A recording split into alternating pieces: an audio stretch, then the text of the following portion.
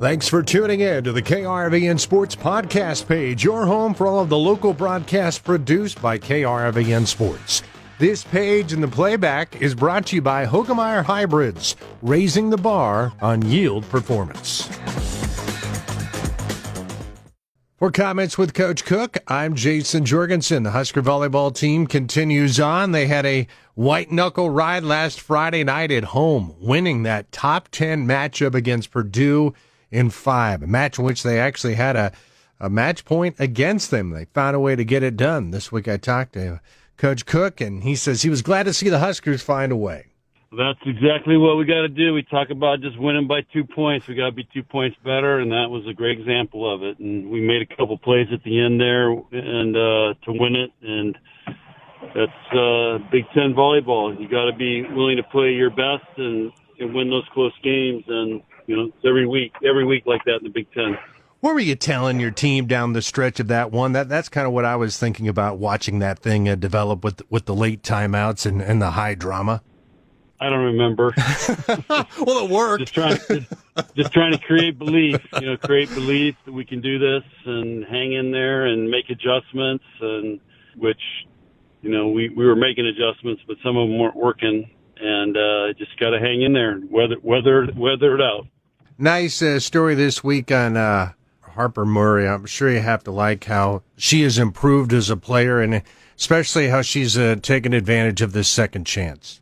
Yeah, she's grown up a lot, and that's what you want to see when people go through something like what she went through, and grow up and mature and learn from it and be better and be able to give back, which she does a great job of. And like this morning, we're already dealing with, there's all these people that want to see her at Michigan State, and we got to leave and go to Ohio State. So how are we going to handle that? How is security going to handle that? That's a good problem to have. But, again, this is because Harper's been giving back and trying to be a great role model and do all those things. And I think she's having fun playing.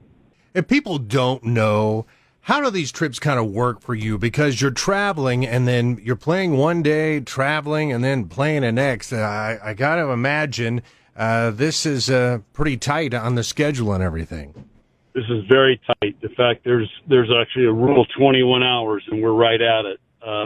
We're the only sport in the Big Ten that does this, and where you have to, play, travel, and play again. And unfortunately, we're traveling and playing two good teams and on the road. And so basically we're going to try to get out of there as quick as we can Friday night. We got to get to Ohio State, try to get rest, recover, practice, and then go to play an afternoon match.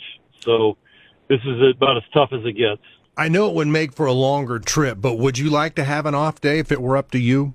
Yes. Yeah. And are most of the other volleyball coaches, would they be the same way? You'd have to ask them. I would think that just to give your team a chance to recover. I mean, these guys play hard. It's physically demanding, and but and the way the scheduling works out this year, we're the only school. We actually have 5 weekends where we play back to back, and there's several schools in the Big Ten this year that play 0. So I feel like the Big Ten has thrown us a little bit of an extra challenge, which they do that with Nebraska.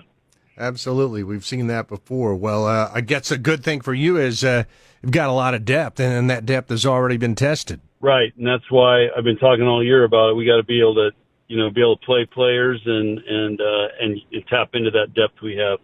You continue to tinker with the lineup a little bit. You continue to play a lot of Lindsey Krause and Taylor Landfair. Do you like this by committee approach, or eventually would you like some people maybe to step up and say that job is theirs?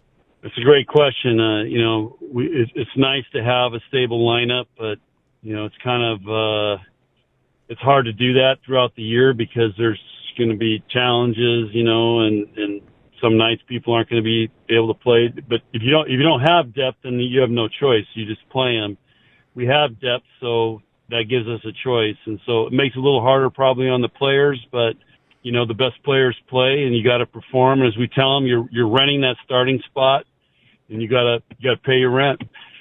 And I guess that's why you're the head coach. You got to try to figure out who to play with a hot hand. Yeah, that's the art of coaching. Big development this week in college volleyball, Coach. You know all about SMU. They handed you your only loss back in September, and then this week they jumped up and they got Pitt. Does not surprise me. I'm sure that's a team nobody wants to see on their side of the regional. There's a lot of teams that are going to be tough in the regionals or playoffs. So, it's going to be – college volleyball is getting very competitive. All right, you mentioned a little bit. You got this trip, Michigan State and Ohio State. I know they've struggled, but they've each got a lot of talent. What's the biggest challenge for your bunch this weekend? Well, if you look at their schedules, they've had a really tough opening schedule. They've been on the road. So it really doesn't matter in the Big Ten what your record is. So we're going to have to be ready to have two great efforts on the road. There'll be big crowds. Ohio State sold out. Michigan State last year broke a record attendance when we played there. So I'm anticipating another big night. So buckle up, and here we go. You guys ever thought about asking for a percentage of ticket sales? You guys are kind of like Elvis. Yeah, I've tried to get that in my contract that we should get every time we break an attendance record, we should get a bonus. I agree. And how'd that go? It didn't go very well, but I think we pulled about every attendance record at every school. And in a way, it's kind of the ultimate compliment. Yes, it is. So, it's great for college volleyball. Well, John, we appreciate the time as always. Have a safe trip. We'll all be watching and listening. And look forward to talking to you next week. Okay. All right. Thanks. Talk to you later.